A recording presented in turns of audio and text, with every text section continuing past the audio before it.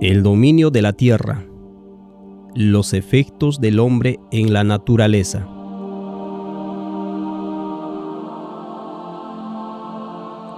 Huid a las montañas.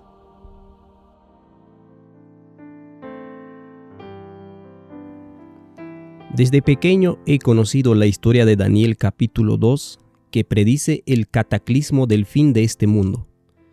El surgimiento de 4 imperios mundiales, seguido por la división en 10 reinos, y el surgimiento del cuerno pequeño para enfrentar el juicio, nos apremia con la cercanía de la piedra que destruirá la imagen y establecerá el reino celestial. Los temas que se encuentran en Mateo capítulo 24 quedaron profundamente grabados en mí, donde Jesús expone su respuesta a la pregunta: ¿cuáles serán las señales de tu venida y del fin del mundo? Mateo 24:7 dice: porque se levantará nación contra nación y reino contra reino, y habrá pestes y hambres y terremotos en diferentes lugares. Nunca he estado lejos de mi mente o ha estado lejos de mi mente el pensamiento de huir de las ciudades más grandes a las aldeas más pequeñas, en preparación para la huida a las colinas con el fin de escapar del decreto de muerte promulgado contra los que se niegan a seguir la ley que impone la observancia del domingo. Testimonios para la Iglesia, tomo 5, página 439 dice: no es ahora tiempo para que el pueblo de Dios fije sus afectos o se haga tesoros en el mundo. No está lejano el tiempo en que, como los primeros discípulos, seremos obligados a buscar refugio en lugares desolados y solitarios. Así como el sitio de Jerusalén por los ejércitos romanos fue la señal para que huyesen los cristianos de Judea, así la asunción de poder por parte de nuestra nación, es decir, Estados Unidos, con el decreto que imponga el día del descanso papal, será para nosotros una amonestación. Entonces, será tiempo de abandonar las grandes ciudades y prepararnos para abandonar las menores en busca de hogares retraídos en lugares apartados entre las montañas. Testimonio para la Iglesia, tomo 5, 440.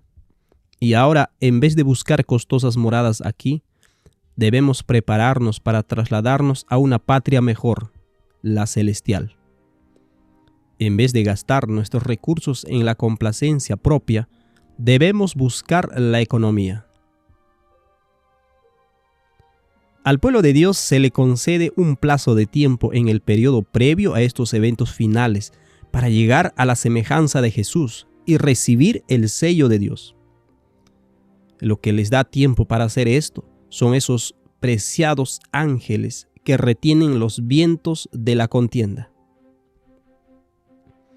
Apocalipsis capítulo 7, versículo 1 al 3 dice: después de esto vi a 4 ángeles en pie sobre los 4 ángulos de la tierra, que detenían los 4 vientos de la tierra, para que no soplasen viento alguno sobre la tierra, ni sobre el mar, ni sobre ningún árbol.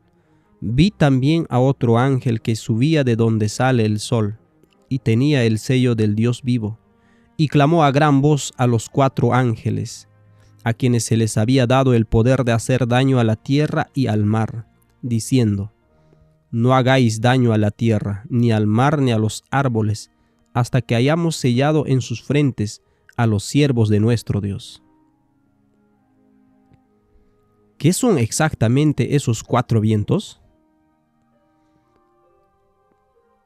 Maranata, el Señor viene, página 264 menciona: Juan ve los elementos de la naturaleza, terremotos, tempestades y lucha política, representados como siendo retenidos por 4 ángeles. Estos vientos están bajo control hasta que Dios ordena soltarlos.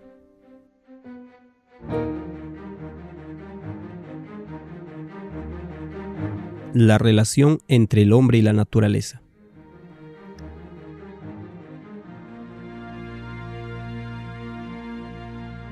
Dentro de la lista de lo que Elena de White llama los elementos de la naturaleza, hay cosas relacionadas tanto con el hombre como con la propia creación. El terremoto es obviamente algo relacionado directamente con la tierra. Las tempestades suelen asociarse con lo mismo, pero la lucha política es definitivamente algo de naturaleza exclusivamente humana. ¿Son estos elementos de la creación y el hombre simplemente eventos separados que ocurren al mismo tiempo, o hay una relación entre las luchas de los hombres y las convulsiones de la naturaleza? Es posible que cuando estamos en paz dentro de nosotros mismos y en nuestras comunidades, la propia tierra se ve influenciada de alguna manera. Inversamente, si somos conflictivos y turbulentos en nuestro interior y en nuestras relaciones, ¿podría la tierra verse también afectada por ello? Salmo 119, versículo 165 menciona: mucha paz tienen los que aman tu ley, y no hay para ellos tropiezo. La Biblia dice que los que aman y por lo tanto guardan la ley experimentarán la paz. Tal paz solo viene del Espíritu de Dios. Esto leemos en Isaías 26, versículo 3. Tú guardarás en completa paz aquel cuyo pensamiento en ti persevera, porque en ti ha confiado. Esta relación entre el apacible Espíritu de Dios en conexión con el cumplimiento de la ley de Dios se manifiesta en la prosperidad del alma. Observamos en Salmos 1, versículo 1 al 3. Bienaventurado el hombre que no anduvo en consejo de malos, ni estuvo en camino de pecadores, ni en silla de escarnecedores se ha sentado, sino que en la ley de Jehová está su delicia, y en su ley medita de día y de noche. Será como árbol plantado junto a corrientes de aguas, que da su fruto en su tiempo, y su hoja no cae, y todo lo que hace prosperará. El salmista utiliza las ilustraciones de la naturaleza para describir esta prosperidad. A medida que el Espíritu de Dios llena el alma, produce frutos buenos y nutritivos que afecta positivamente a todo lo que le rodea. Las bendiciones y maldiciones expuestas en el libro de Deuteronomio demuestran que existen una relación directa entre caminar dentro de la ley de Dios y la prosperidad de las cosechas, la tranquilidad del medio ambiente y la protección contra las bestias salvajes. Leemos esto en Deuteronomios 28, 1 al 12.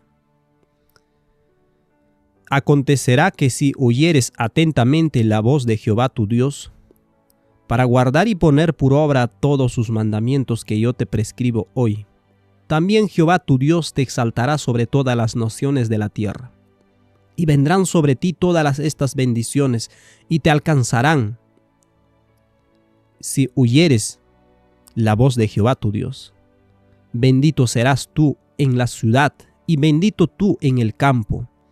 Bendito el fruto de tu vientre, el fruto de tu tierra, el fruto de tus bestias, la cría de tus vacas y los rebaños de tus ovejas. Benditas serán tu canasta y tu arteza de amasar. Bendito serás en tu entrar y bendito en tu salir. Jehová derrotará a tus enemigos que se levantaren contra ti. Por un camino saldrán contra ti, y por 7 caminos huirán delante de ti. Jehová te enviará su bendición sobre tus graneros y sobre todo aquello en que pusieres tu mano, y te bendecirá en la tierra que Jehová tu Dios te da. Te confirmará Jehová por pueblo suyo santo, como te lo ha jurado, cuando guardares los mandamientos de Jehová tu Dios y anduvieres en sus caminos. Y verán todos los pueblos de la tierra que el nombre de Jehová es invocado sobre ti, y te temerán. Y te hará Jehová sobreabundar en bienes, en el fruto de tu vientre, en el fruto de tu bestia, y en el fruto de tu tierra, en el país que Jehová juró a tus padres que te había de dar. Te abrirá Jehová su buen tesoro, el cielo para enviar la lluvia a tu tierra en su tiempo y para bendecir toda obra de tus manos. Y prestarás a muchas naciones, y tú no pedirás prestado. Es natural pensar al leer este pasaje que Dios está diciendo: si haces lo correcto, te daré un premio, te recompensaré. Cuando miramos más de cerca, vemos que las bendiciones que llegan a la tierra fluyen de la paz que hay en el corazón o en los corazones de los que aman la ley de Dios. La ley, por supuesto, es un reflejo del carácter de Dios. Amar la ley es poseer el carácter de Dios. Esto vemos en Palabras de Vida del Gran Maestro, página 246. Al poner a un lado la ley de Dios, los hombres no saben lo que están haciendo. La ley de Dios es la transcripción de su carácter. Abarca los principios de su reino. El que rehúsa aceptar estos principios se está colocando fuera del canal por donde fluyen las bendiciones de Dios. ¿Ves la sencillez de este proceso? Dentro de la ley de Dios están los principios de su reino. Cuando caminamos en estos principios, el gozo, la paz y la alegría del corazón que vienen a nosotros fluye sobre todo lo que está conectado a nosotros. Dios no hace que las cosas buenas sucedan arbitrariamente porque mostremos que hacemos lo correcto. El espíritu de tranquilidad que hay en nosotros fluye sobre nuestras familias, nuestro campo y nuestro entorno. Esta es la ley natural. El efecto del carácter del hombre sobre la tierra es descrito vívidamente por Isaías en el siguiente pasaje de Isaías 24, versículo 4 al 6. Se destruyó, cayó la tierra, enfermó, cayó el mundo, enfermaron los altos pueblos de la tierra, y la tierra se contaminó bajo sus moradores, porque traspasaron las leyes, falsearon el derecho, quebrantaron el pacto sempiterno. Por esta causa, la maldición consumió la tierra y sus moradores fueron asolados. Por esta causa, fueron consumidos los habitantes de la tierra y disminuyeron los hombres. Observe el versículo 5 en diferentes traducciones. Por ejemplo, esta es una traducción. Dice: y la tierra hizo bancarrota bajo sus moradores, porque traspasaron las leyes, falsearon el derecho, rompieron el pacto sempiterno. Aquí encontramos otra traducción. Reina Valera contemporánea: la tierra quedó contaminada por causa de sus habitantes, pues transgredieron las leyes, falsearon el derecho y quebrantaron el pacto eterno. Reina Valera Gómez: y la tierra se corrompió bajo sus moradores, porque traspasaron las leyes, falsearon el derecho y rompieron el pacto eterno. El pacto sempiterno es el plan diseñado por Dios para cambiar nuestros corazones hacia Él.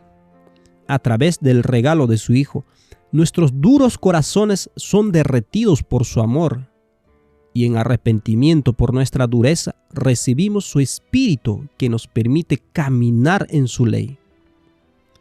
Es bien sabido que el estrés prolongado deteriora nuestro cuerpo. Una persona consumida por la ira acaba dañando su cuerpo.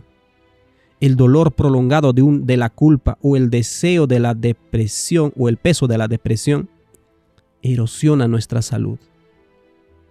Esto leemos en Salmos capítulo 32 del 1 al 3. Bienaventurado aquel cuya transgresión ha sido perdonada y cubierto su pecado. Bienaventurado el hombre a quien Jehová no culpa de iniquidad y en cuyo espíritu no hay engaño.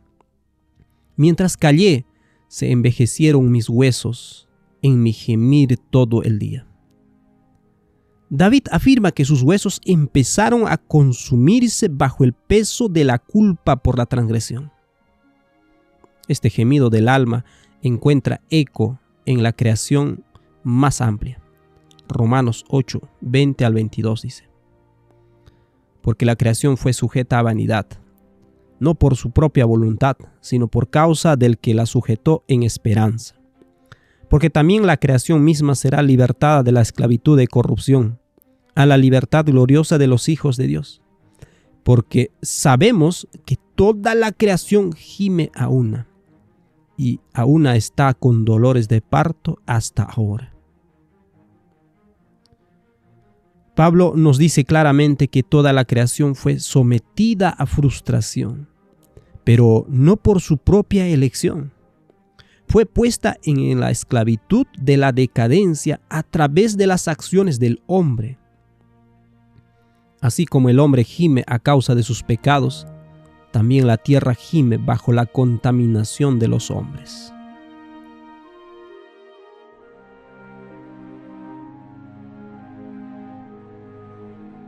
La maldición del pecado desde el principio.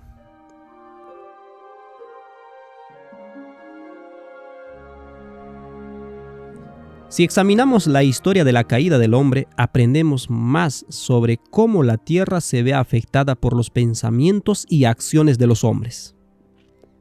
Génesis capítulo 3, versículo 17 al 19, lo dice: y al hombre dijo: por cuanto obedeciste la voz de tu mujer y comiste del árbol que te mandé diciendo, no comerás de él, maldita será la tierra por tu causa. Con dolor comerás de ella todos los días de tu vida. Espinos y cardos te producirá, y comerás plantas del campo. Con el sudor de tu rostro comerás el pan hasta que vuelvas a la tierra, porque de ella fuiste tomado, pues polvo eres y al polvo volverás. En este pasaje hay una serie de elementos a tener en cuenta. 1. Huir a la voz de su mujer. 2. Comer del árbol. 3. La maldición de la tierra causando espinas y cardos. 4. Esto fue por causa de Adán. Al someterse a su esposa en contra de la voluntad de su creador, Adán se rebeló. Primera de Corintios, capítulo 11, versículo 3. Pero quiero que sepáis que Cristo es la cabeza de todo varón, y el varón es la cabeza de la mujer, y Dios la cabeza de Cristo. Primera de Timoteo, capítulo 2, versículo 12 y 13. Porque no permito a una mujer enseñar, ni tomar autoridad sobre el varón, sino estar reposada. Porque Adán fue formado primero, después Eva. Génesis 2, versículo 22. Y de la costilla que Jehová Dios tomó del hombre hizo una mujer, y la trajo al hombre. Adán fue colocado en una posición de autoridad en relación a su esposa. Ella había salido de él y había recibido su vida a través de él. La mujer no debía tomar la posición de autoridad para enseñar a su esposo, sino que el esposo debía guiar en oración y delicadeza a su esposa. Adán y Eva fueron hechos a la imagen de Dios y de su Hijo. Este es el patrón divino que encontramos en 1 Corintios 8:6. Para nosotros, sin embargo, solo hay un Dios, el Padre, del cual proceden todas las cosas, y nosotros somos para Él, y un Señor Jesucristo, por medio del cual todas son las cosas, y nosotros por medio de Él.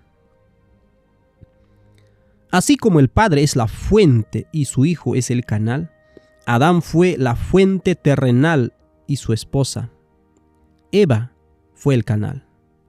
Cuando Eva tomó la posición de autoridad para enseñar a su marido sobre el árbol del conocimiento, cambió la naturaleza de su relación. El acto de tentar a su marido para que comiera del fruto del árbol fue un acto de rebeldía. Al escuchar la voz de su esposa, Adán aceptó esta rebelión. Eva fue engañada, pero Adán sabía exactamente lo que estaba haciendo. Este acto de rebelión creó instantáneamente un nuevo orden mundial. Leemos en Patriarcas y Profetas, página 43, lo siguiente. Bajo la maldición del pecado, toda la naturaleza daría al hombre testimonio del carácter y consecuencias de la rebelión contra Dios. Cuando Dios creó al hombre, lo hizo señor de toda la tierra y cuantos seres la habitaban. Mientras Adán permaneció leal a Dios, toda la naturaleza se mantuvo bajo su señorío. Pero cuando se rebeló contra la ley divina, las criaturas inferiores se rebelaron contra su dominio. Así el Señor, en su gran misericordia, quiso enseñar al hombre la santidad de su ley e inducirle a ver por su propia experiencia el peligro de hacerla a un lado, aún en lo más mínimo.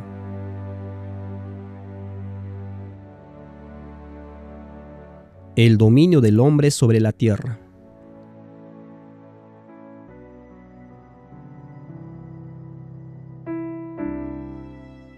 Aquí encontramos algo sorprendente. Toda la creación estaba sujeta a Adán en el principio. Su dominio estaba directamente relacionada con su sumisión a Dios. Esta conexión entre el hombre y la tierra se revela claramente en el relato de la creación.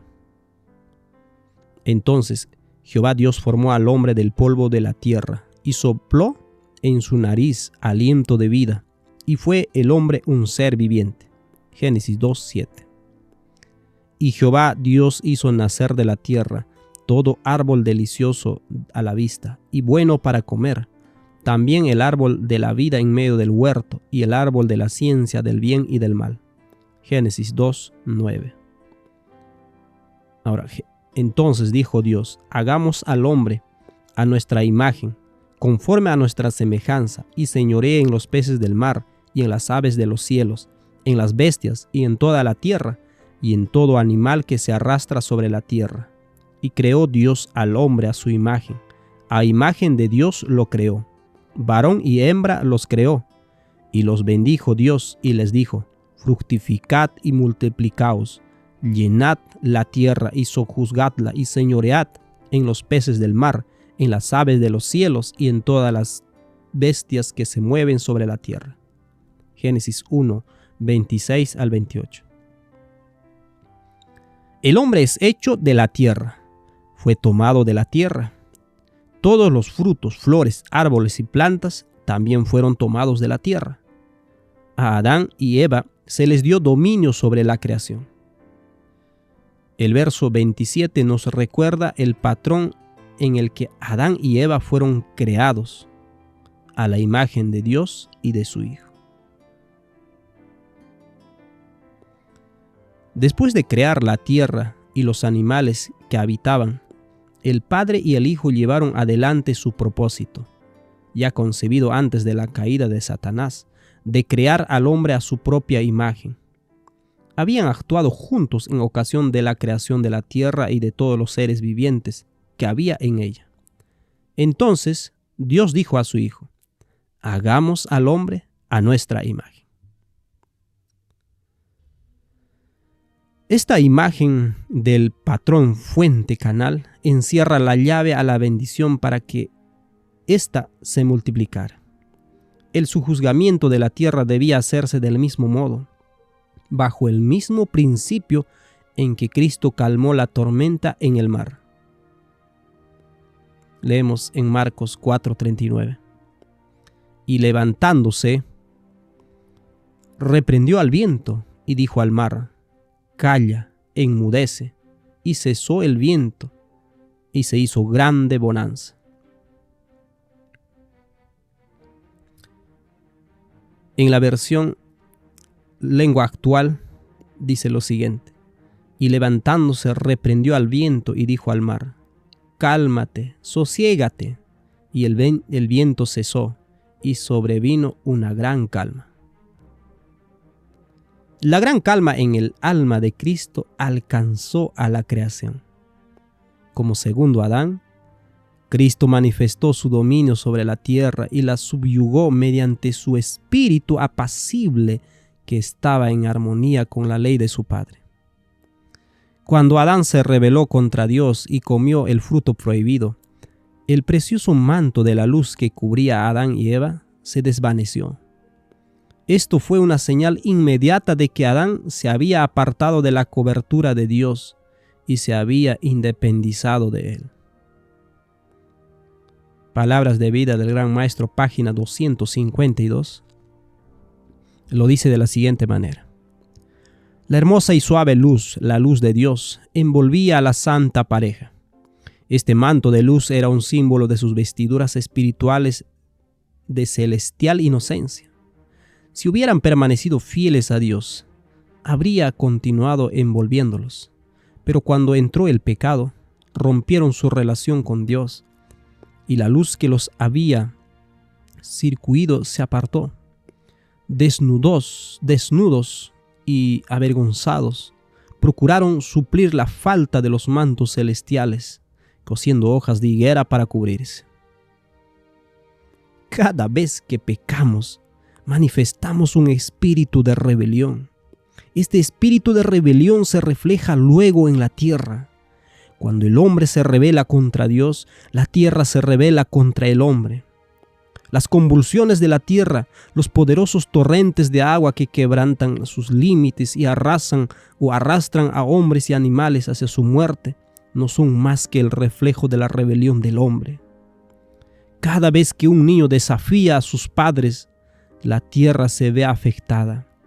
Cada vez que una esposa se sobrepone a su marido, la tierra se ve afectada.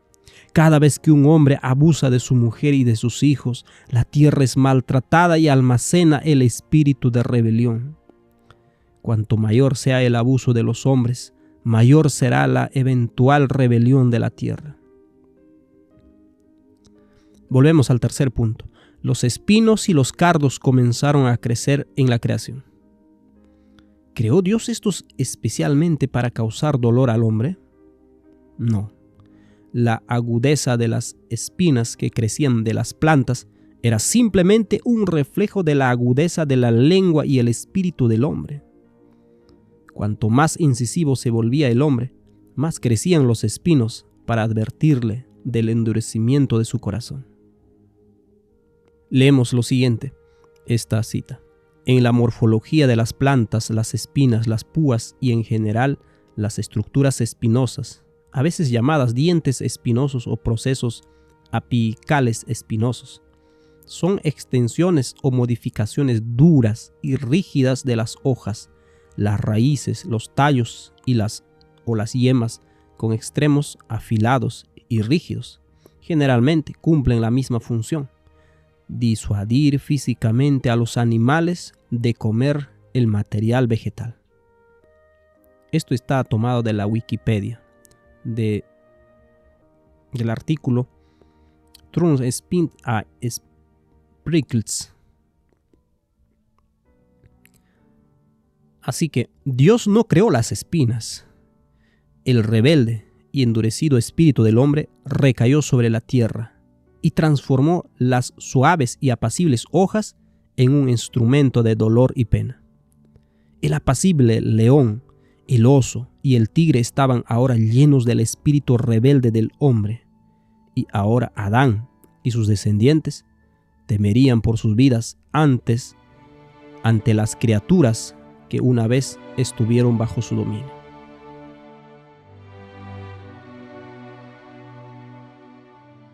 El dominio perdido.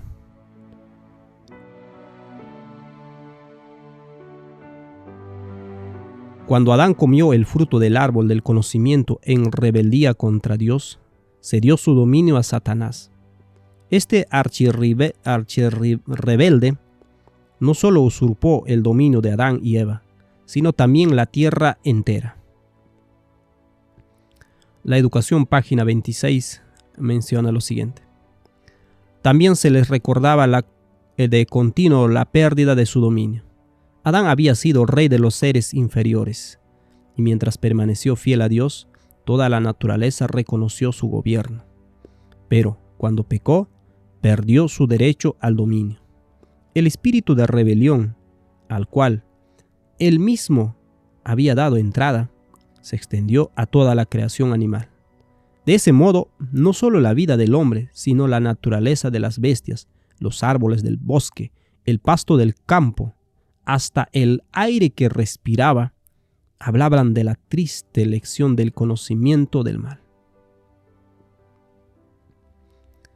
Bible Echo del 15 de julio de 1893 también añade: no solo el hombre había caído bajo el poder del engañador, sino que la tierra misma, el dominio del hombre, fue usurpado por el enemigo. Esto significa que el grado en que Satanás puede controlar los elementos de la tierra está directamente relacionado con el grado de rebelión del hombre contra Dios. El nivel de esta rebelión se mide directamente a través de la cantidad de resistencia a la ley de Dios, como descubrimos antes en Isaías 24:5. Y la tierra se contaminó bajo sus moradores, porque traspasaron las leyes, falsearon el derecho, quebrantaron el pacto sempiterno. Observe cuidadosamente la secuencia de esta declaración en el gran conflicto de los siglos, que termina con el texto de Isaías 24:5 que acabamos de citar. Esto está en la página 646. Satanás obra a sí mismo por medio de los elementos para cosechar muchedumbres de almas aún no preparadas. Tiene estudiados los secretos de los laboratorios de la naturaleza y emplea todo su poder para dirigir los elementos en cuanto Dios se lo permita. Cuando se le dejó que afligiera a Job, cuán prestamente fueron destruidos rebaños, ganados, sirvientes, casas e hijos en una serie de desgracias, obra de un monumento. Es Dios quien protege a sus criaturas y las guarda del poder del destructor.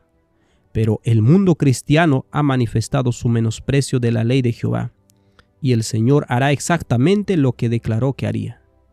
Alejará sus bendiciones de la tierra y retirará su cuidado protector sobre los que se rebelan contra su ley y que enseñan y obligan a los demás a hacer lo mismo.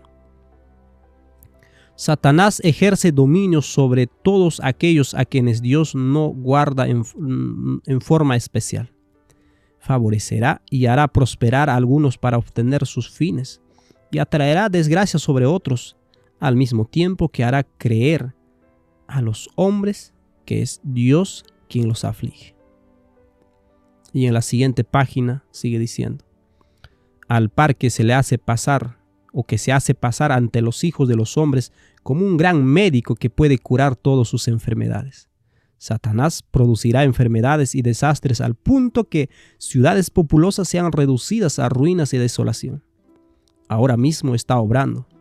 Ejerce su poder en todos los lugares y bajo mil formas, en las desgracias y calamidades de mar y tierra, y en las grandes conflagraciones, y en los tremendos huracanes, y en las terribles tempestades de granizo, en las inundaciones, en los ciclones, en las mareas extraordinarias y en los terremotos.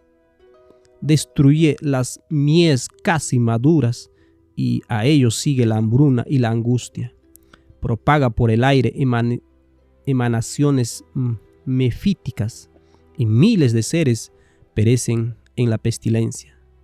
Estas plagas irán menudeando más y más, y se harán más y más desastrosas. La destrucción caerá sobre hombres y animales. La tierra se pone de luto y se marchita. Desfallece la gente encumbrada de la tierra. La tierra también es profanada bajo sus habitantes, porque traspasaron la ley, cambiaron el estatuto y quebrantaron el pacto eterno. El poder de Satanás aumenta a causa de la iniquidad del hombre. Es Satanás quien ejerce su poder a través de tornados, terremotos, inundaciones y tormentas. Él está limitado por Dios mediante el cerco de protección de la ley. Cuanto más se aleja una nación de la ley de Dios, mayor es el control que tiene Satanás para traer destrucción a la tierra. Leemos Consejos sobre el régimen alimenticio, página 493. La maldición del Señor está sobre la tierra, sobre el hombre, sobre las bestias y sobre los peces del mar. Y a medida que la transgresión llega a ser casi universal, se permitirá que la maldición se haga tan amplia y tan profunda como la transgresión. Dios se ve obligado a retirar su protección por la decisión de los hombres de rechazarlo. Cuando los hombres determinan bloquear a Dios en sus mentes y se disponen a oponerse a Él y a resistirle en abierto desafío, el Señor, apenado, respeta su decisión y les permite tener el líder que han elegido. Observamos en Review and Herald del 17 de septiembre del año 1901 lo siguiente. Dios mantiene un registro con las naciones. Ni un gorrión cae en la tierra sin que Él lo note. Los que obran mal con sus semejantes diciendo, ¿cómo sabe Dios? Serán un día convocados a afrontar la venganza largamente postergada. En esta época se muestra un desprecio más que común hacia Dios. Los hombres han llegado a un punto de insolencia y desobediencia que muestra que su copa de iniquidad está casi llena. Muchos han estado a punto de sobrepasar el límite de la misericordia. Pronto Dios mostrará que realmente es el Dios vivo. Dirá a los ángeles, no combatan más a Satanás en sus esfuerzos por destruir. Dejad que ejerza su malignidad sobre los hijos de desobediencia, porque la copa de su iniquidad está llena. Han avanzado de un grado de maldad a otro, aumentando diariamente su desenfreno. Ya no intervendrá para impedir que el destructor haga su obra. Este tiempo está justo sobre nosotros. El Espíritu de Dios está siendo retirado de la tierra. Cuando el ángel de la misericordia pliegue sus alas y se marche, Satanás hará las maldades que tanto ha deseado hacer. Tormenta y tempestad, guerra y derramamiento de sangre. En estas cosas se deleita, y así recoge su cosecha. Y tan completamente serán engañados los hombres por él, que declararán que estas calamidades son el resultado de la profanación del primer día de la semana. Desde los púlpitos de las iglesias populares se escuchará la afirmación de que el mundo está siendo castigado porque el domingo no es honrado como debería. Y no será necesario un gran esfuerzo de la imaginación para que los hombres crean esto. Son guiados por el enemigo y por lo tanto llegan a conclusiones que son totalmente falsas. Así que hay una clara conexión entre la maldad del hombre y las calamidades de la naturaleza que destruyen. Lamentablemente, mucha gente cree que Dios es quien destruye personalmente a los pecadores mediante terremotos, incendios e inundaciones. Sin embargo, cuando los hombres mueren por sobredosis de drogas o por el consumo de alcohol o cigarrillo, nadie culpa a Dios por ello. Se entiende que si violas la ley de tu cuerpo morirás. Esta misma ley se aplica al mundo natural porque la tierra está directamente influenciada por el espíritu de los hombres que viven en ella. Leemos en Manuscrito Release, volumen 3, página 344 lo siguiente. Bajo la supuesta sabiduría de los hombres, la naturaleza es colocada donde se convierte en una agencia destructiva. Las cosas buenas que fueron dadas al hombre solo para bendecirlo son convertidas en una maldición.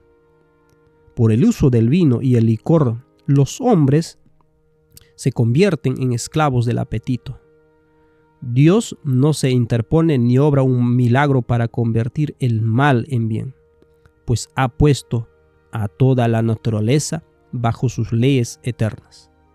No hay paz para el impío, dice él, que todo esté en guerra con aquel. Y la naturaleza responde, no habrá ninguna paz. Si el hombre toma en sus manos el hacer de sí mismo lo que quiera, si obra contra Dios y la naturaleza, su indulgencia se convertirán para él en instrumentos de muerte.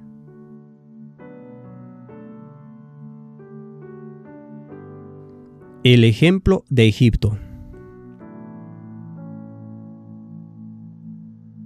Así es exactamente como cayeron las plagas sobre Egipto. La violación de las leyes de la naturaleza hace que las plagas caigan sobre esta nación. Leemos en la carta 209 del año 1899.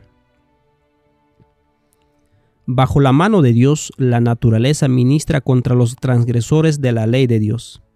Ella guarda sus elementos destructivos en su seno, hasta el momento en que irrumpan para destruir al hombre y purificar la tierra. Cuando el faraón desafió a Dios por medio de Moisés y Aarón diciendo: ¿Quién es Jehová para que yo oiga su voz? No conozco a Jehová, ni dejaré ir a Israel. La naturaleza expresó su simpatía por su hacedor herido y cooperó con Dios para vengar el insulto a Jehová. Todo Egipto quedó desolado a causa de la obstinada resistencia del faraón.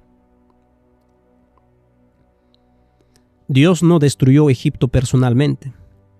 De hecho, envió a Moisés a apelar al faraón para que les permitiera celebrar fiesta. Leemos en Éxodo capítulo 5, versículo 1 al 3. Después Moisés y Aarón entraron en la presencia del faraón y le dijeron: Jehová el Dios de Israel dice así: deja ir a mi pueblo a celebrar fiesta en el desierto. Y Faraón respondió: ¿quién es Jehová para que yo oiga su voz y deje ir a Israel? Yo no conozco a Jehová, ni tampoco dejaré ir a Israel. Y ellos dijeron: el Dios de los hebreos nos ha encontrado. Iremos pues ahora, camino de 3 días por el desierto, y ofreceremos sacrificios a Jehová nuestro Dios, para que no venga sobre nosotros con peste o con espada. ¿Qué tenía el significado celebrar una fiesta que debía impedir la caída de las plagas sobre Egipto? Observe lo que dice Levítico 26, versículo 1 al 6. No haréis para vosotros ídolos, ni escultura, ni os levantaréis estatua, ni pondréis en vuestra tierra piedra pintada para inclinaros a ella. Porque yo soy Jehová vuestro Dios. Guardad mis días de reposo, y tened en reverencia mi santuario. Yo Jehová, si anduviereis en mis decretos, y guardaréis mis mandamientos, y los pusiereis por obra, yo daré vuestra lluvia en su tiempo, y la tierra rendirá sus productos, y el árbol del campo dará su fruto. Vuestra trilla alcanzará a la vendimia, y la vendimia alcanzará a la sementera, y comeréis vuestro pan hasta saciaros, y habitaréis seguros en vuestra tierra.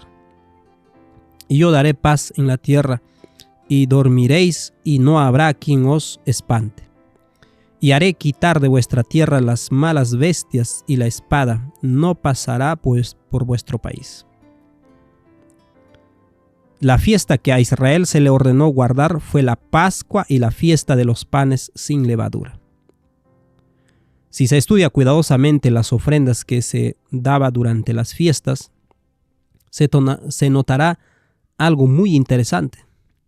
Las cantidades de harina y aceite se encuentran en Números capítulo 28 y capítulo 29.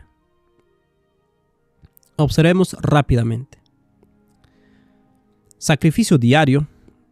Harina viene a ser 4 kilos con 400 gramos y aceite 1 litro 800.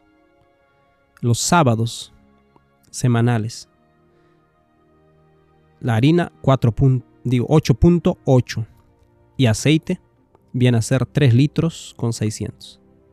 En la luna nueva, la harina viene a ser 37 kilos, 400 y aceite 15 litros con 300. En la fiesta de panes sin levadura, 266 kilos de harina y aceite 108.900 litros. en la fiesta del séptimo mes, 869 kilos de harina. Y aceite, 359 litros, .200. La harina y el aceite se mezclaban para hacer pan sin levadura. Este pan era símbolo de Cristo y de la presencia de su Espíritu, que viene durante estos tiempos de refrigerio. Puede ver usted en Hechos capítulo 3, versículo 19. Y para más información sobre esto, usted puede ver los audios de Fuente del Sábado y el Pan de Vida del Cielo en este mismo canal. Si Faraón hubiera permitido a Moisés y a Israel ir a celebrar la fiesta, habrían accedido a una gran bendición del Espíritu. Esta bendición habría subyugado los corazones del pueblo y habría tenido un efecto directo en la tierra. A través de la bendición del sábado, el Señor habría sido capaz de decir a la tierra rebelde: «Cólmate, sosiégate». ¿Por qué se rebeló la tierra? Egipto había recibido la oportunidad de conocer al verdadero Dios a través del ministerio de José unos cientos de años antes. En lugar de reconocer al Dios verdadero, hicieron lo siguiente, como vemos en Romanos 1, 18 al 23. Pero Dios muestra su ira desde el cielo contra todos los que son pecadores y perversos, que detienen la verdad con su perversión. Ellos conocen la verdad acerca de Dios, porque Él se la ha hecho evidente. Pues desde la creación del mundo, todos han visto los cielos y la tierra. Por medio de todo lo que Dios hizo, ellos pueden ver a simple vista las cualidades invisibles de Dios, su poder eterno y su naturaleza divina. Así que no tienen ninguna excusa para no conocer a Dios. Es cierto, ellos conocieron a Dios, pero no quisieron adorarlo como Dios ni darle gracias. En cambio, comenzaron a inventar ideas necias sobre Dios. Como resultado, la mente les quedó en oscuridad y confusión. Afirmaban ser sabios, pero se convirtieron en completos necios, y en lugar de adorar al Dios inmortal y glorioso, rindieron culto a ídolos que ellos mismos se hicieron con forma de simples mortales, de aves, de animales de 4 patas y de reptiles. Egipto entró de lleno en la idolatría y adoró a muchas de las criaturas y objetos de la naturaleza. En segundo lugar, Egipto se pervirtió en sus apetitos. Pablo explica esta secuencia al continuar en Romanos capítulo 1, versículo 24 al 27. Este es de la Nueva Traducción Viviente. Entonces Dios los abandonó para que hicieran todas las cosas vergonzosas que deseaban en su corazón. Como resultado, usaron sus cuerpos para hacerse cosas viles y degradantes entre sí. Cambiaron la verdad acerca de Dios por una mentira. Y así rindieron culto y sirvieron a las cosas que Dios creó, pero no al Creador mismo, quien es digno de eterna alabanza. Amén. Por esta razón Dios los abandonó a sus pasiones vergonzosas.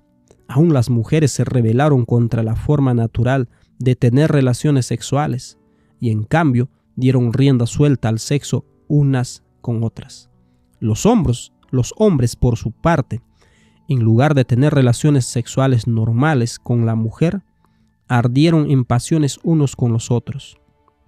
Los hombres hicieron cosas vergonzosas con otros hombres, y como consecuencia de ese pecado, sufrieron dentro de sí el castigo que merecían.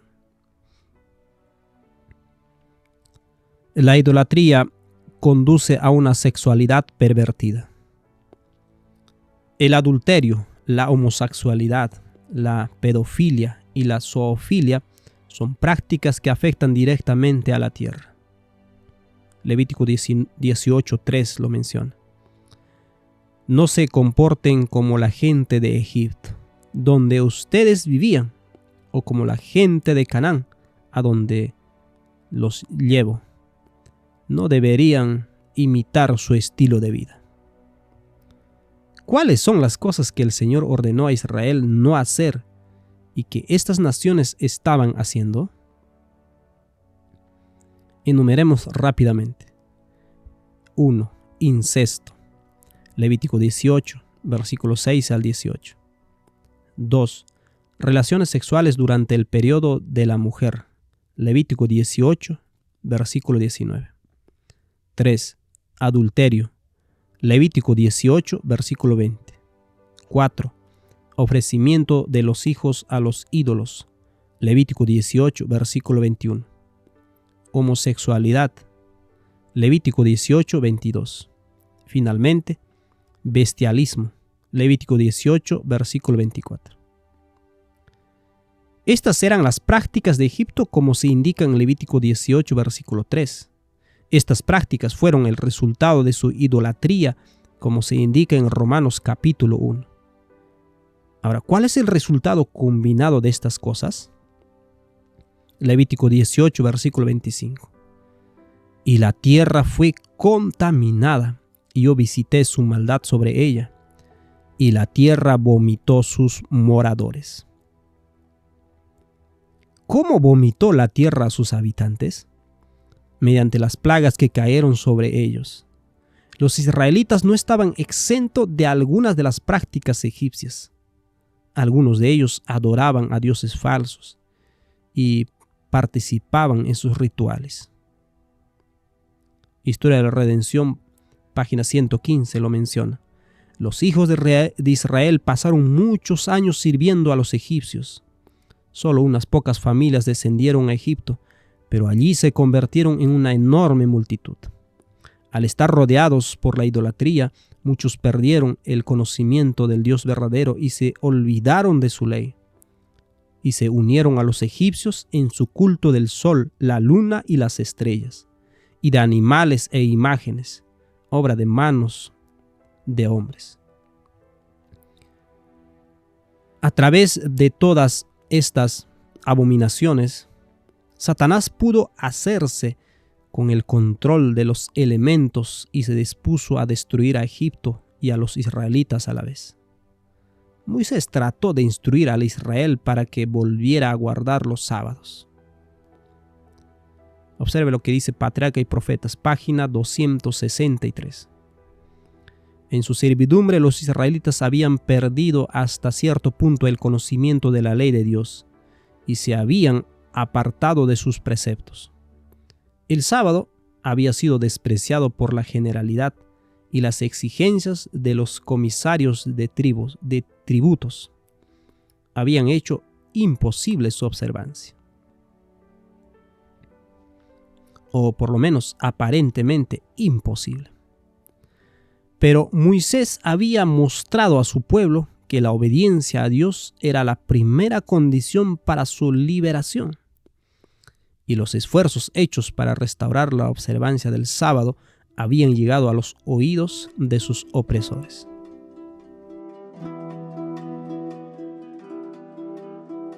La importancia del sábado. Satanás despertó la ira del faraón cuando Israel empezó a guardar el sábado y por eso les hizo fabricar ladrillos sin proveerles paja. Éxodo 5, versículos 5 al 7 dice: Dijo también Faraón: He aquí el pueblo de la tierra es ahora mucho, y vosotros les hacéis cesar, que es en hebreo Shabbat. Haréis cesar de sus tareas. Y mandó Faraón aquel mismo día a los cuadrilleros del pueblo que lo tenían a su cargo y a sus capataces, diciendo: De aquí en adelante no daréis paja al pueblo para hacer ladrillo, como hasta ahora. Vayan ellos y recojan por sí mismos la paja. A través de la observancia del sábado y las fiestas, se proporcionó una manera de traer el Espíritu de Cristo, que es el Señor del sábado, como vemos en Mateo 12:8, para subyugar la rebelión almacenada en la naturaleza y calmarla de nuevo. Éxodo 5:3 dice: Y ellos dijeron: El Dios de los hebreos nos ha encontrado. Iremos pues Ahora, camino de 3 días por el desierto, y ofreceremos sacrificio a Jehová nuestro Dios, para que no venga sobre nosotros con peste o con espada. Vemos la combinación del hambre y la espada en la lista. El uso de la espada proviene de las agitadas pasiones en el interior del hombre. La pestilencia viene como resultado de la rebelión del hombre contra la ley de Dios. El mismo sábado nos muestra una conexión entre el hombre y la tierra a través del sábado de la tierra que debía ocurrir cada 7 años. Leemos esto en Levítico 25, versículo 3 al 5. 6 años sembrarás tu tierra, y 6 años pondrás tu viña y recogerás sus frutos. Pero el 7º año la tierra tendrá descanso, reposo para Jehová. No sembrarás tu tierra, ni podarás tu viña. Lo que de suyo naciere en tu tierra segada, no lo segarás, y las uvas de tu viñedo no vendimiarás. Año de reposo será para la tierra. El hombre y sus animales, es decir, bueyes, asnos, etc., han de descansar cada 7 días, y la tierra ha de descansar cada 7 años, como reflejo del descanso del hombre. Así que el propio principio del sábado nos dice que hay un principio de descanso no solo para el hombre, sino también para los animales y para la propia tierra. En los últimos días de la historia de la tierra se repetirán aspectos de la historia de Egipto. Una vez más habrá plagas que caerán sobre la tierra. Esta vez serán 7. Podemos ver en Apocalipsis 16. Como en los días de Moisés, el sábado será presentado como el canal de la bendición de Dios para traer el Espíritu de Cristo para subyugar la tierra. Notamos la secuencia de eventos que tienen lugar en este tiempo. Primeros Escritos, página 33. Vi que Dios tenía hijos que no reconocen ni guardan el sábado. No han rechazado la luz referente a él. Y al empezar el tiempo de angustia, fuimos henchidos del Espíritu Santo, cuando salimos a proclamar más plenamente el sábado. Esto enfureció las otras iglesias y a los adventistas nominales, es decir, así como Faraón se enfureció, pues no podían refutar la verdad sabática. Y entonces todos los escogidos de Dios, comprendiendo claramente que poseíamos la verdad, salieron y sufrieron la persecución con nosotros. Vi guerra, hambre, pestilencia y grandísima confusión en la tierra.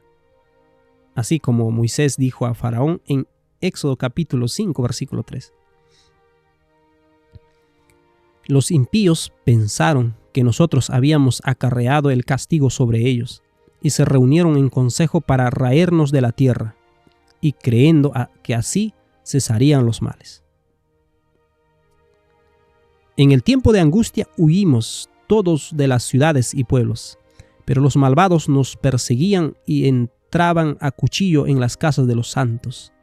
Pero al levantar la espada para matarnos, se quebrantaba ésta y caía tan inútil como una brizna de paja. Entonces clamamos día y noche por la liberación, y el clamor llegó a Dios. Salió el sol y la luna se separó. Cesaron de fluir las corrientes de aguas. Aparecieron negras y densas nubes que se estrechocaban unas con otras, pero había un espacio de gloria fija, del que, cual estruendo de muchas aguas, salía la voz de Dios que estremecía cielos y tierra. El firmamento se abría y cerraba en honda conmoción. Las montañas temblaron como cañas agitadas por el viento y lanzaban peñascos en su derredor. El mar hervía como una olla despiadada y despedía piedras sobre la tierra.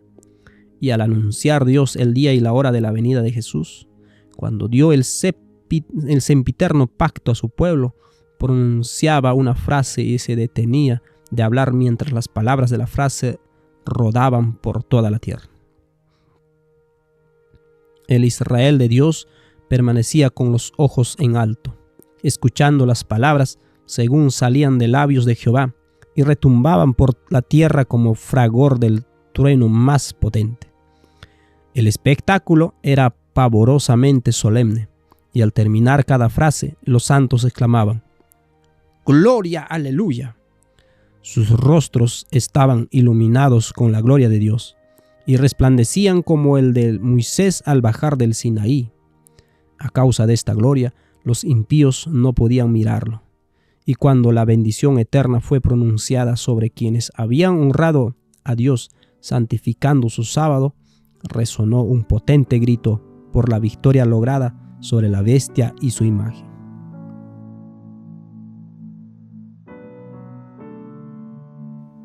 El sello de Dios.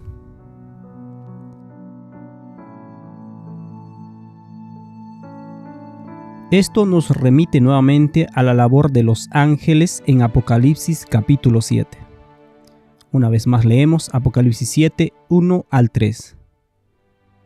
Después de esto vi a 4 ángeles en pie sobre los 4 ángulos de la tierra, que detenían los 4 vientos de la tierra, para que no soplasen viento alguno sobre la tierra, ni sobre el mar, ni sobre ningún árbol.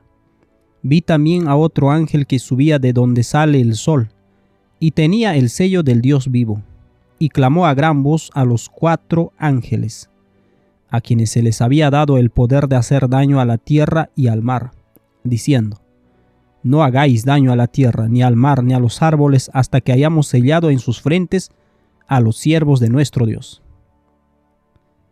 ¿Cuál es el sello de Dios? Apocalipsis 14:1 lo dice: Y miré, he aquí, el Cordero estaba sobre el monte de Sión, y con él 144,000 que tenían el nombre, es decir, el carácter, el nombre de su Padre, escrito en sus frentes. ¿Dónde se encuentra el carácter de Dios? Palabras de Vida del Gran Maestro nos lo dice en la página 246. Al poner a un lado la ley de Dios, los hombres no saben lo que están haciendo. La ley de Dios es la transcripción de su carácter. Abarca los principios de su reino. El que rehúsa aceptar esos principios se está colocando fuera del canal por donde fluyen las bendiciones de Dios. ¿Cuál es la señal o marca de Dios dentro de la ley que revela su pertenencia sobre ellos? Ezequiel 20, versículo 20, él nos lo dice: Y santificad mis sábados, y sean por señal entre mí y vosotros, para que sepáis que yo soy el Señor vuestro Dios. El libro La Educación, página 250, nos lo dice también: El valor del sábado como medio de educación es inestimable.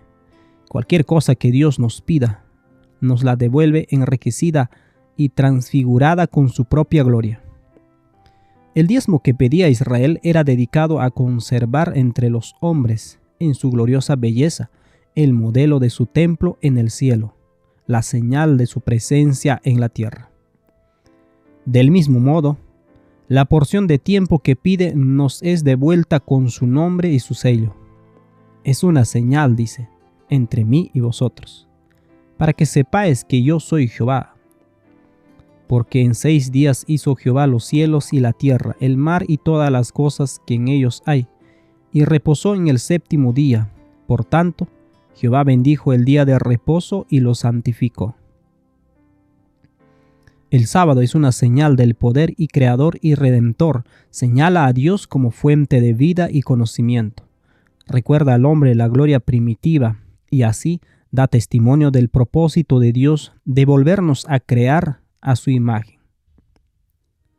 Y Conflicto de los Siglos, página 591, lo dice: El sábado será la gran piedra de toque de la lealtad, pues es el punto especialmente controvertido. Cuando esta piedra de toque les sea aplicada finalmente a los hombres, entonces se trazará la línea de demarcación entre los que sirven a Dios y los que no le sirven. Mientras la observancia del falso día de reposo, es decir, domingo, en Decimiento a la ley del Estado y oposición al cuarto mandamiento, será una declaración de obediencia a un poder que está en oposición a Dios. La observancia del verdadero día de reposo, sábado, en obediencia a la ley de Dios, será señal evidente de la lealtad al Creador. Mientras que una clase de personas, al aceptar el signo de la sumisión a los poderes del mundo, recibe la marca de la bestia, la otra, por haber escogido el signo de obediencia a la autoridad divina, recibirá el sello de Dios. El sello de Dios es la plenitud de su espíritu que transforma el carácter del creyente. Este proceso está íntimamente ligado al sábado, porque este es el día en el que la plenitud del Espíritu de Dios es dada para santificar a su pueblo.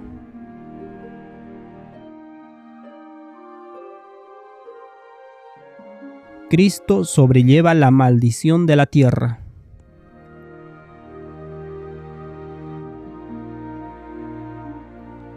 ¿Qué es lo que permite a los ángeles contener los vientos de la contienda? Para responder a esto tenemos que volver a los primeros símbolos de la maldición manifestada en la naturaleza. Leemos en Génesis 3, versículos 17 y 18. Y al hombre dijo: por cuanto obedeciste a la voz de tu mujer y comiste del árbol del que te mandé, diciendo, no comerás de él. Maldita será la tierra por tu causa, con dolor comerás de ella todos los días de tu vida. Espinos y cardos te producirá, y comerás plantas del campo. No es casual que cuando Cristo estaba ante Pilato, llevaba una corona de espinas, tal como menciona Juan capítulo 19, versículo 1 al 5.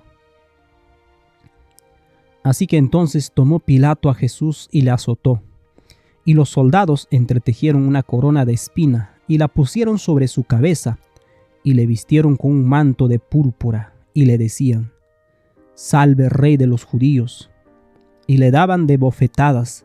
Entonces Pilato salió otra vez y les dijo, Mirad, os lo traigo fuera, para que entendáis que ningún delito hallo en él.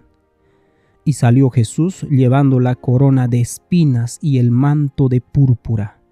Y Pilato les dijo, He aquí el hombre. Cristo sobrelleva la maldición que vino sobre este mundo. Leemos en Gálatas 3:13. Cristo nos redimió de la maldición de la ley, hecho por nosotros maldición, porque está escrito, maldito todo el que es colgado en un madero. Tan pronto como el espíritu de rebelión en el corazón de Adán comenzó a recaer sobre la tierra, Cristo tomó sobre sí la maldición. Llevó la corona de espinas desde la caída del hombre. Fue inmolado desde la fundación del mundo, tal como menciona Apocalipsis 13:8. E.J. Waggoner comenta sobre eso en Las Buenas Nuevas, página 120. Cristo es presentado ante los hombres solo como el Redentor crucificado, y puesto que aquello de lo que los hombres necesitan ser salvados es la maldición, Él es presentado como llevando la maldición. Donde quiera que haya alguna maldición, allí está Cristo llevándola. Ya hemos visto que Cristo cargó y aún carga nuestra maldición al cargar nuestro pecado. También lleva la maldición de la tierra misma, pues llevó la corona de espinas, y la maldición pronunciada sobre la tierra fue, espinas y cardos te producirá. Génesis 3:18. Así que toda la creación, que ahora gime bajo la maldición, ha sido redimida mediante la cruz de Cristo. Romanos 8:19 al 23. Empezamos a comprender la magnitud de la cruz de Cristo. El espíritu de rebelión en Adán habría destruido instantáneamente todo el jardín del Edén si no fuera que Cristo llevó la maldición y tomó sobre sí las espinas de la naturaleza de Adán. Patriarcas y Profetas, página 46. lo menciona. Cuando vieron en la caída de las flores y las hojas los primeros signos de la decadencia, Adán y su compañera se apenaron más profundamente de lo que hoy se apenan los hombres que lloran a sus muertos. La muerte de las delicadas y frágiles flores fue en realidad un motivo de tristeza. Pero cuando los bellos árboles dejaron caer sus hojas, la escena les recordó vívidamente la fría realidad de que la muerte es el destino de todo lo que tiene vida. Cuando Adán comió del fruto del árbol, inhaló el espíritu de Satanás, que está lleno de odio hacia Cristo. Sin entender completamente su situación, Adán tenía dentro de su corazón las inclinaciones de un asesino. Su corazón tenía enemistad hacia Dios a través de su resistencia a la ley de Dios. Leemos esto en Romanos 8:7. Por cuanto los designios de la carne son enemistad contra Dios, porque no se sujetan a la ley de Dios ni tampoco pueden. Fue un shock para Adán que se le pidiera que quitara la vida de un cordero. Era la única manera de mostrarle a Adán el verdadero estado de su condición. Dios no desea sacrificios ni ofrendas por el pecado, como vemos en Salmos 40, versículo 6. Pero necesitaba que Adán comprendiera el alcance de su condición para que pudiera arrepentirse. Las semillas de muerte dentro de Adán aseguraron que la muerte sería el resultado seguro de todo ser viviente. Fue a través de su dominio de la tierra que la tierra moriría. Para preservar el hermoso jardín, el jardín hogar de Adán y Eva, el Señor tuvo que sacar a Adán de él. El destierro no fue una acción punitiva de Dios en represalia. Fue el amor de Dios por Adán que quiso preservar el jardín para él. Conflicto de los siglos, página 630. Observe lo que dice. Transportado de dicha, contempla los árboles que hicieron una vez su delicia, los mismos árboles cuyos frutos recogiera en los días de su inocencia y dicha. Ve las vides de sus propias manos cultivaron, las mismas flores que se gozaba en cuidar en otros tiempos. Su espíritu abarca toda la escena. Comprende que este es en verdad el Edén restaurado, y que es mucho más hermoso ahora que cuando fue expulsado.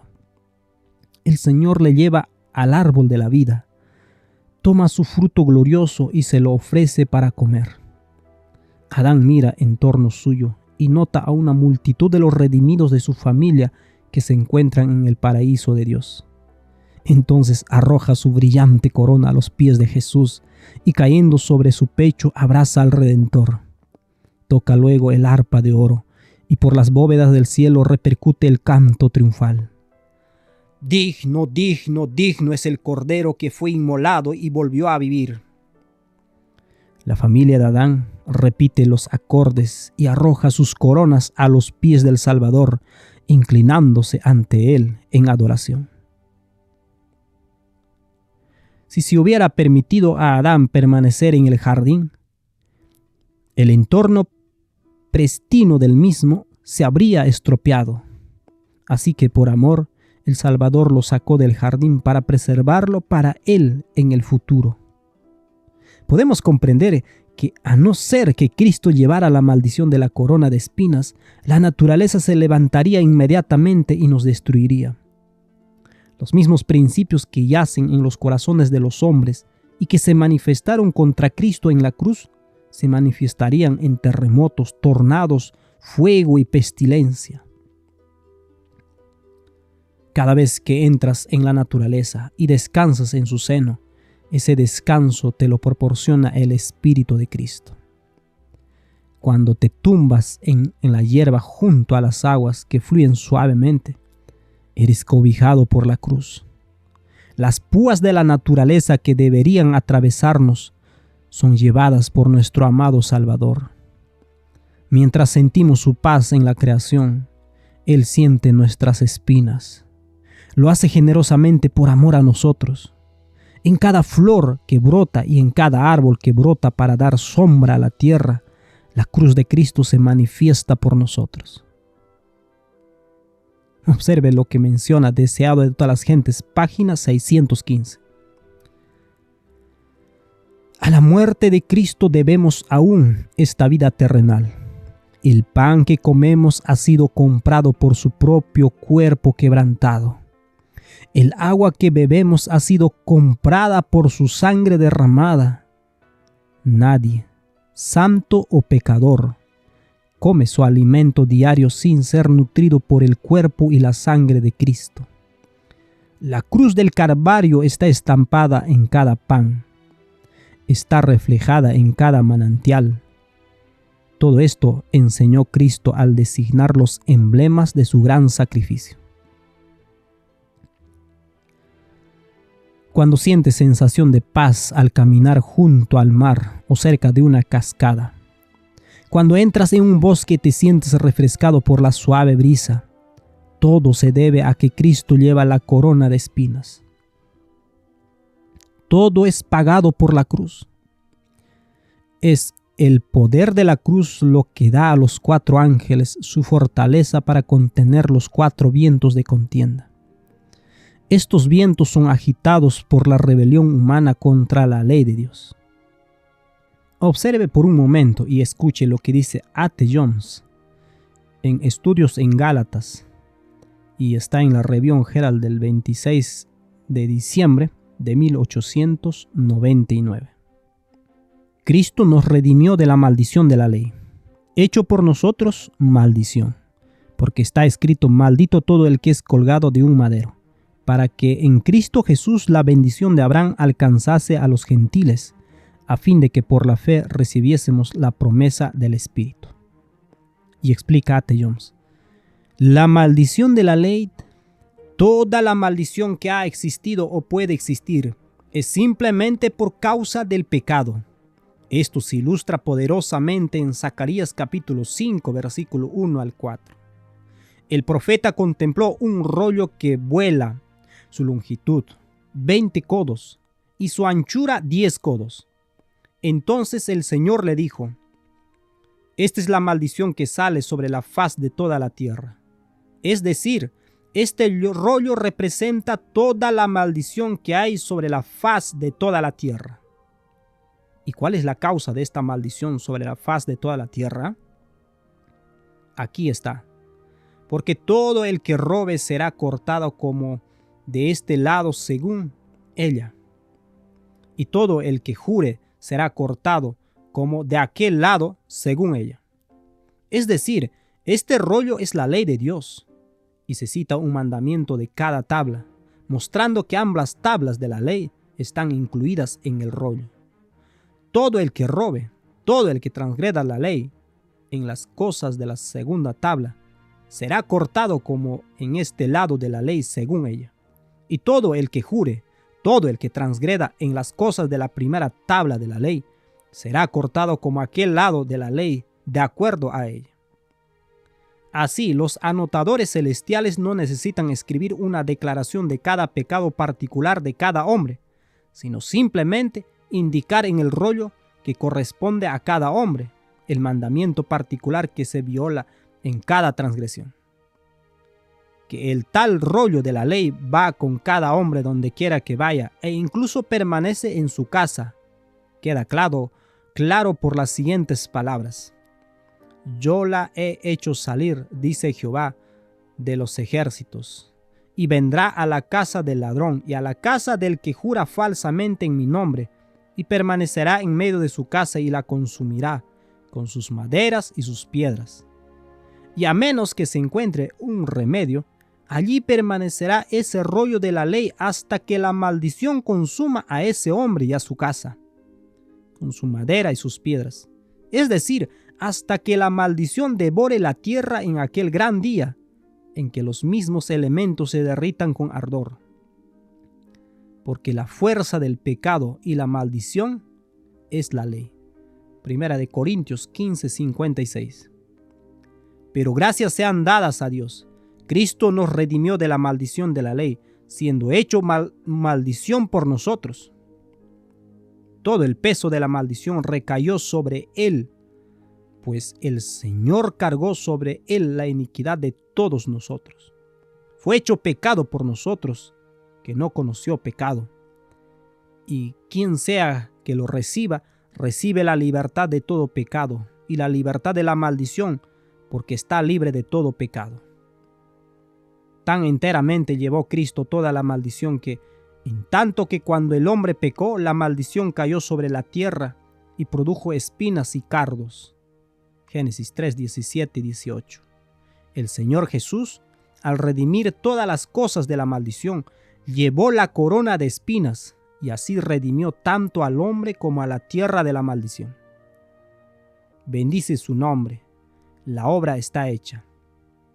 Nos ha redimido de la maldición. Agradece al Señor. Fue hecho maldición por nosotros, porque colgó del madero. Y puesto que todo esto es algo consumado, la liberación de la maldición por la cruz de Jesucristo es el don gratuito de Dios para cada alma sobre la tierra. Y cuando un hombre recibe este don gratuito de la redención de toda la maldición, ese rollo todavía va con él. Sin embargo, gracias al Señor, ya no conlleva una maldición, sino que da testimonio de la justicia de Dios por medio de la fe en Jesucristo para todos los que creen en Él, porque no hay diferencia. Romanos 3, 21 y 22. Porque el objeto mismo de su redención es la maldición. Es que la bendición de Abraham venga sobre los gentiles por medio de Jesucristo. Esa bendición de Abraham es la justicia de Dios, que como ya hemos comprobado en estos estudios, solo puede venir de Dios como don gratuito de Dios, recibido por la fe. Y como todos los que son de las obras de la ley están bajo maldición, y como Cristo nos ha redimido de la maldición de la ley, entonces Él también nos ha redimido de las obras de la ley, las cuales, siendo únicamente nuestras propias obras, son solo pecado, y nos ha conferido por la gracia de Dios las obras de Dios, las cuales, siendo las obras de la fe, que es don de Dios, son solo justicia, como está escrito: esta es la obra de Dios, que creáis en el que Él envió. Juan 6, 29. Este es verdaderamente el descanso celestial, el descanso de Dios. Y el que ha entrado en su reposo también ha reposado de sus obras, como Dios hizo de las suyas. Hebreos capítulo 4, versículo 10. Así, Cristo nos redimió de la maldición de la ley y de la maldición de nuestras propias obras, para que la bendición de Abraham, que es la justicia y las obras de Dios en Cristo Jesús, alcanzase a los gentiles. Y todo esto a fin de que por la fe recibiésemos la promesa del Espíritu. Y ahora, pues ninguna condenación hay para los que están en Cristo Jesús, los que no andan conforme a la carne, sino conforme al Espíritu, porque la ley del Espíritu de vida en Cristo Jesús me ha librado de la ley del pecado y de la muerte. Y lo que era imposible para la ley, por cuanto era débil por la carne, Dios, enviando a su Hijo en semejanza de carne de pecado, y a causa del pecado condenó al pecado en la carne, para que la justicia de la ley se cumpliese en nosotros, que no andemos conforme a la carne, sino conforme al Espíritu. Romanos 8, versículo 1 al 4. Gracias sean a Dios por el indescriptible don de su propia justicia, en lugar de nuestros pecados, y de sus propias obras de fe, en lugar de nuestras obras de la ley, que nos han sido traídas en la redención que es en Cristo Jesús, quien nos redimió de la maldición de la ley, hecho por nosotros maldición.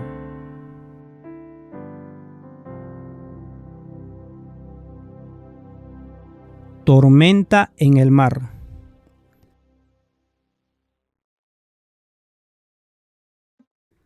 Las implicancias de esta verdad son de gran alcance.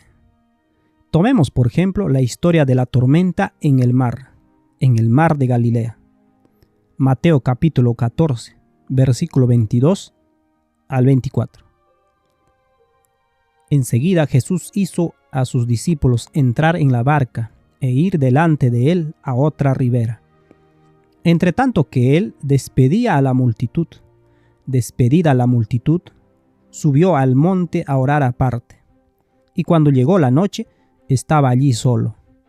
Y ya la barca estaba en medio del mar, azotada por las olas, porque el viento era contrario. Cuando Jesús hubo alimentado a los 5,000, los discípulos vieron su oportunidad de hacerle rey. Jesús dispersó a la multitud y ordenó a sus discípulos que subieran a la barca y se fueran al otro lado. Los discípulos no estaban contentos con esto. Leemos en el libro de Deseos de las Gentes, página 343. Ese día los discípulos habían presenciado la maravillosa obra de Cristo. Parecía que el cielo había bajado a la tierra. El recuerdo de aquel día precioso y glorioso debería haberlos llenado de fe y esperanza. Si de la abundancia de su corazón hubiesen estado conversando respecto a estas cosas, no habrían entrado en tentación. Pero su desilusión absorbía sus pensamientos. Habían olvidado las palabras de Cristo. Recoged los pedazos que han quedado, porque no se pierda nada. Aquellas habían sido horas de gran bendición para los discípulos, pero las habían olvidado. Estaban en medio de aguas agitadas.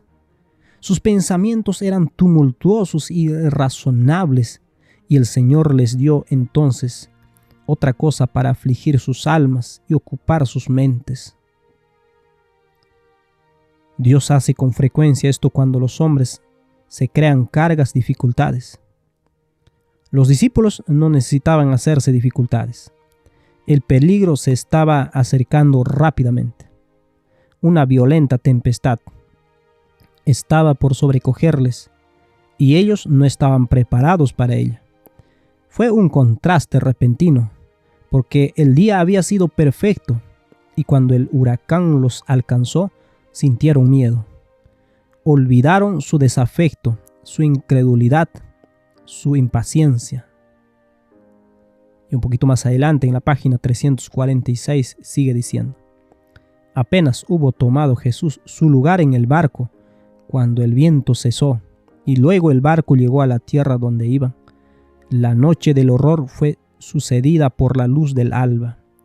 Los discípulos y otros que estaban a bordo se postraron a los pies de Jesús con corazones agradecidos, diciendo: verdaderamente eres Hijo de Dios. ¿Por qué les sobrevino la violenta tempestad en el lago? Mucha gente cree que Dios decidió arbitrariamente enviar esto sobre ellos. Esto pone el carácter de Dios en una luz falsa. Dios permitió la tempestad de sus pensamientos para proporcionar un indicio en la creación. Es cierto que Dios lo permitió, pero no lo causó. Los discípulos lo acusaron a través de sus pensamientos tormentosos y dudosos. ¿Es una coincidencia que el espíritu de profecía diga que sus pensamientos eran tormentosos?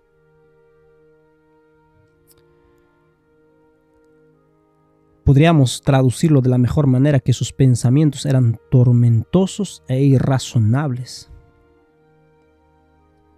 El hecho de que los discípulos estuvieran dando bandazos en la barca daba una imagen perfecta de cómo sus mentes se agitaban peligrosamente en un estado depresivo, porque se les impedía hacer a Jesús rey. Tan pronto como Jesús subió a la barca, las olas cesaron y llegaron a su destino. Cuando Cristo entra en nuestros corazones, la tormenta dentro de nosotros cesa y estamos en casa. Cuando el Espíritu de Cristo mora en nosotros, entonces sucederán las mismas cosas. Haremos obras más grandes que estas. Porque vemos en el libro de Juan capítulo 7, versículo 37 al 39 lo siguiente: En el último y gran día de la fiesta, Jesús se puso en pie y alzó la voz, diciendo: Si alguno tiene sed, venga a mí y beba. El que cree en mí, como dice la Escritura, de su interior correrán ríos de agua viva. Esto dijo del Espíritu que habían de recibir los que creyesen en él, pues aún no había venido el Espíritu Santo, porque Jesús no había sido aún glorificado.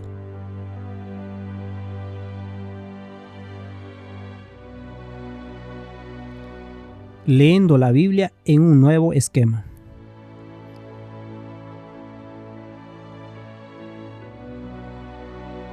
Cuando el pueblo de Dios está lleno de su Espíritu, la tierra estará en paz con ellos. Cuando caminan en sus mandamientos, se vuelven como árboles plantados junto a corrientes de agua. En esta luz podemos ver la relación de causa y efecto que no habríamos visto antes. Mateo 24:7 dice: Porque se levantará nación contra nación y reino contra reino, y habrá pestes y hambres y terremotos en diferentes lugares. El hecho de que naciones se levanten en ira contra naciones provoca hambrunas, pestes y terremotos. Los acontecimientos naturales no son sucesos fortuitos, sino que están directamente relacionados con las actividades del hombre. Manuscrito Release, página 343, lo dice así: Los vientos, los terremotos y las tempestades no son arrebatos caprichosos de fuerzas mecánicas no reguladas. Toda la naturaleza está en el sentido más amplio, bajo el control de la ley física. Es la expresión de una voluntad superior. Él encerró los vientos en sus puños, quien midió las aguas con el hueco de su mano, el que pone las nubes por su carroza.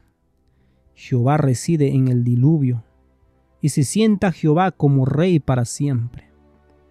Que la sabiduría humana no destrone y desafíe al gran soberano del universo. Él hizo el mundo y todas las cosas que en él habitan. Él es el sustentador. Toda la naturaleza no es más que la ejecución de las leyes que él ha hecho, una manifestación de su voluntad soberana.